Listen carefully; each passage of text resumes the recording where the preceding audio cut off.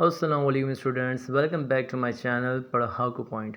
आज की वीडियो में आपको मैं वेरिएबल्स, कांस्टेंट्स एंड आइडेंटिफायर्स के हवाले से बताऊंगा। ये वाली वीडियो भी थोड़ी सी लेंथी है, इस वजह से मैंने इसे 2 पार्ट्स में डिवाइड कर दिया है ताकि आप लोग के लिए इशू ना हो देखने के लिहाज से। तो फ़ौरन जल्दी से स्टार्ट करते हैं। वेरिएबल्स क्या होता है हमारे पास, इसकी डेफिनेशन ये है, variables are containers for storing data values और variables are the address of our data in memory storage. ठीक है, तो वेरिएबल्स क्या है, कंटेनर्स होते हैं जो कि हमारे डेटा की वैल्यूज़ को स्टोर करते हैं या हमारे डेटा को स्टोर करते हैं। दूसरा ये कि वेरिएबल्स हमारे पास एड्रेस होता है हमारे मेमोरी स्टोरेज में, हमारे डेटा का, जहाँ हमारा डेटा सेव होता है उसके एड्रेस को हम लोग वेरिएबल कहते हैं। अब ये आइडेंटिफायर्स हमारे पास क्या होता है। All C++ variables must be identified with unique names. These unique names are called identifiers. जितने भी C++ के वेरिएबल्स हैं वो तमाम एक नए नाम से होने चाहिए ताकि उसे आइडेंटिफाई करना आसान हो। इन्हें आइडेंटिफायर्स कहते हैं। अब कुछ रूल्स हैं वेरिएबल्स के, जैसे कि names can contain letters, digits and underscore. Name के अंदर लेटर्स भी हो सकते हैं, नंबर्स भी हो सकते हैं, अंडरस्कोर्स भी हो सकते हैं। ठीक है, सेकेंड रूल हमारे पास ये है, names must begin with a letter और एन अंडरस्कोर। नेम की जो भी वेरिएबल नेम देंगे उसकी शुरुआत आपके पास लेटर या अंडरस्कोर से ही शुरू होनी चाहिए, किसी और चीज़ से नहीं। थर्ड कहता है, names are case sensitive, myvar and myvar are different variables. यानी नेम्स केस सेंसिटिव होते हैं, इसका मतलब कि माइवार दोनों सेम स्पेलिंग के हैं, लेकिन यहाँ पे कैपिटल भी है, यहाँ पे स्मॉल भी है, तो ये दोनों ही डिफरेंट वैल्यूज़ कंसिडर की जाएंगी। कुछ लैंग्वेज ऐसी होती हैं जो लूजली टाइप होती हैं, कुछ ऐसी होती हैं जो स्ट्रांगली टाइप होती हैं। यानी कुछ लैंग्वेज जो कि कैपिटल लेटर्स और स्मॉल लेटर्स को डिफरेंट वैल्यूज़ कंसिडर करती हैं, उन्हें हम स्ट्रांगली टाइप कहते हैं, और जो नहीं करते उसे लूजली टाइप कहते हैं। तो ये हमारी स्ट्रांगली टाइप लैंग्वेज है, यहाँ पे कैपिटल और स्मॉल डिफरेंट होते हैं। फोर्थ कहता है, names can not contain wide space और स्पेशल करेक्टर्स लाइक, ये सब यानी नेम्स के अंदर आपके पास वाइड स्पेसेस और स्पेशल करेक्टर्स नहीं होने चाहिए। लास्ट है, reserved words like C++ keywords such as and can not be used as names. जितने भी C++ के रिजर्व वर्ड्स हैं उसको आप एज वेरिएबल इस्तेमाल नहीं कर सकते, लेकिन अगर आप चाहते हैं कि मुझे इन्हें यूज़ करना है तो आपने थोड़ी बहुत इसमें एडिशन करनी पड़ेगी। जैसे कि आप एंड के लास्ट में टी लगा लीजिए या फिर शुरुआत में अंडरस्कोर लगा लीजिए, यानी कुछ चेंज आपने करना पड़ेगा तभी आप इन्हें यूज़ कर सकते हैं, अदरवाइज़ यूज़ नहीं कर सकते। ठीक है, फिर आपके पास आता है कॉन्स्टेंट्स। कॉन्स्टेंट्स हमारे पास क्या होते हैं, इसकी डेफिनेशन को आप देख लीजिएगा। Constants are the data items which can't be changed during the program execution। यानी constants ऐसे डेटा आइटम्स होते हैं जिससे हम प्रोग्राम के एग्जीक्यूशन के दरमियान में चेंज नहीं कर सकते, उस दौरान चेंज नहीं कर सकते। दो तरीके के आपके पास constants होते हैं, एक होता है लिटरल constant, दूसरा हमारे पास है डिफाइंड constants। तो लिटरल constant आपके पास होते हैं, A literal constant is a value you type into your program wherever it is needed। Literal constant ऐसे कांस्टेंट होते हैं, ऐसी वैल्यूज़ होती हैं जो कि आप कंप्यूटर में जहां आपको ज़रूरत होती है वहां आप इसे टाइप करते हैं, लिखते हैं। जैसे कि ये आपके पास एग्जांपल्स दिए हुए, int a = 5, cout hello students. ये 5 स्टूडेंट दिया हुआ है अपने हेलो स्टूडेंट, ये आपके लिटरल कांस्टेंट है। ये प्रोग्राम में हमने एक बार दिया तो चेंज नहीं होते, लेकिन आप इससे चाहें तो चेंज कर सकते हैं। Literal constant can be change, ठीक है। लेकिन जो आपके पास दूसरे होते हैं, डिफाइंड, सॉरी सिंबॉलिक लिख दिया था मैंने, वो भी लिटरल का ही टाइप होता है, यानी उसे कहते हैं सिंबॉलिक। तो डिफाइंड कांस्टेंट हमारे पास क्या होता है, defined constant, const keyword and defined preprocessor are used to define a constant. यहाँ पर अगर हमें डिफाइंड कांस्टेंट बताना है तो हमें क्या करना होगा, कॉन्स्ट कीवर्ड को यूज़ करना होगा या डिफाइंड प्रीप्रोसेसर को यूज़ करना होगा, जिससे हम अपनी वैल्यू को कांस्टेंट बना सकेंगे। एग्जाम्पल के तौर पे आप यहाँ देख सकते हैं दोनों। ठीक है, अब हम इसका करते हैं प्रैक्टिकल।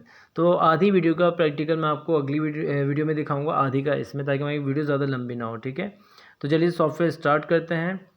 एक न्यू फाइल यहाँ पर ले लेंगे और अपना वही बेसिक स्ट्रक्चर जल्दी से तैयार कर लेंगे।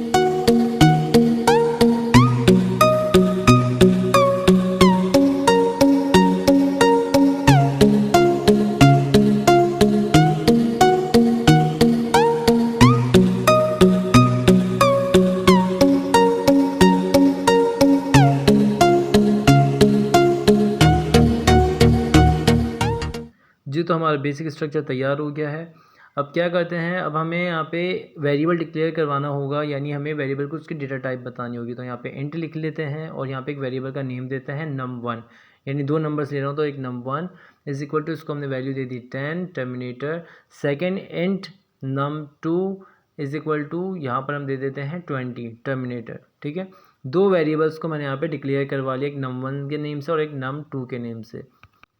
अब मुझे इन्हें ऐड करवाना है, तो इसके लिए मैं यहाँ पर एक और वेरिएबल को डिक्लेयर करवा दूंगा, int ADD add is equal to, यहाँ पर मैं num1 को प्लस करूँगा num2 से, प्लस num2 टर्मिनेटर।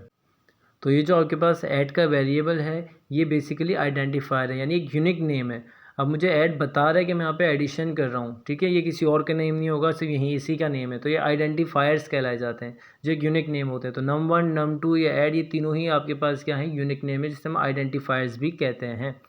अब वेरिएबल्स के कुछ रूल्स के हवाले से बात करते हैं। जैसे हम नंबर से शुरू नहीं कर सकते, ना ही हम यहाँ पर किसी भी स्पेशल कैरेक्टर को यूज़ कर सकते हैं, सिर्फ अंडरस्कोर लगा सकते हैं, या फिर हम नंबर क्या कहते हैं कोई भी अल्फ़ाबेट से ही शुरू कर सकते हैं। और ना ही हम किसी भी रिजर्व वर्ड को यहाँ पे एज अ वेरिएबल यूज़ कर सकते हैं। जैसे मैं अगर मैं इंट को यहाँ पर ले लेता हूँ तो ये हमारे पास रिजर्व वर्ड है, इसको मैं वेरिएबल के तौर पे इस्तेमाल नहीं कर सकता। अब इसे हम कंपाइल करते हैं प्रोग्राम को, ताकि हम चेक कर सकें कोई एरर तो नहीं आ रहा। यहाँ पर हम इस फाइल को वेरिएबल के नेम से सेव कर देते हैं। ठीक है, सेव कर देते हैं। अब देखते हैं कोई एरर आया है। जी, आपके पास एरर आ गया कि num1 was not declared in the scope. यहाँ पे हमने num1 जो हमने नीचे दिया हुआ है ऐड के अंदर num1 प्लस num2, तो यहाँ का स्कोप में कहीं हमने डिक्लेयर ही नहीं कराया, तो इसको हम चेंज कर देंगे, यहाँ पे इंट दे देंगे, क्योंकि हमने इंट लिया हुआ है, तो यहाँ पे हम int करवा देते हैं। ठीक है, अब वापस हम अपने प्रोग्राम को कंपाइल करते हैं। देखिए यहाँ पे फॉरन एरर इसने बता दिया कि expected primary expression before int, यानी आपने दो इंट यहाँ पे इस्तेमाल किए हुए, कोई प्राइमरी एक्सप्रेशन ही नहीं है, यानी यहाँ पे आपको वेरिएबल यहाँ पे देना है पर आपने दिया नहीं है, इस तरीके से आपके पास यहाँ पे एरर बता रहा है। ठीक है, तो आप रिजर्व वर्ड को एरर के तौर वो कहते हैं वेरिएबल के तौर पे इस्तेमाल नहीं कर सकते। अब मैंने यहाँ पे से वापस num1 लगा दिया है। अब मैं यहाँ पे देखें स्पेस मैंने दिया और एक और 1 लिखा है, यहाँ भी सेम कर देता हूँ। ठीक है, ताकि वो इशू ना आए। अब देखिए यहाँ पे आपको 1 पर्पल कलर में नज़र आ रहा होगा, जो एक नंबर को शो कर रहा है। अब दो वेरिएबल्स यहाँ पे हैं। अब आप प्रोग्राम को जब कंपाइल करेंगे, देखिए आपके पास एरर आ गया कि num was not declared in the scope. अभी नम को आपने डिक्लेयर नहीं करवाया, क्योंकि आपने 1 भी दिया हुआ है, नम भी दिया है, वो कन्फ्यूज़ हो गया। तो आप वाइड स्पेसिस और नंबर्स इस तरीके से नहीं दे सकते। ठीक है, ये भी आपके पास एरर आ जाता है।